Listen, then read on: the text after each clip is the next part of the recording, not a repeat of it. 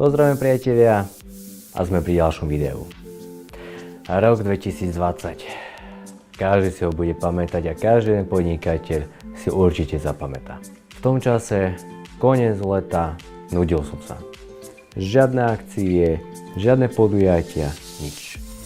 A tak som sa s mojou partiou dohodol, či nepôjdem do niečoho nového, čo v tom čase ešte nebolo také vyskúšané.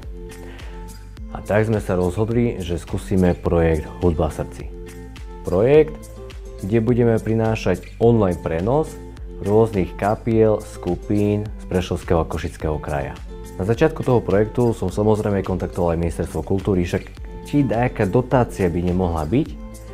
A prišla odpoveď z Ministerstva kultúry, že kultúra do online prenosu nepatrí. Mám pocit, že asi už 3-4 prenosy sme tak spravili a Ministerstvo kultúry zverejnil svoj vlastný projekt, kde začali robiť divadelné predstavenie online. A k tomu projektu poviem len toľko.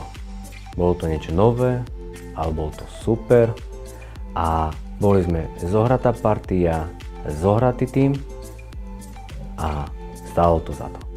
No a po tom projekte prišiel rok 2022, začali sa uvoľňovať opatrenia, pomaličky sme sa rozbiehali, 23, rozšírili sme text.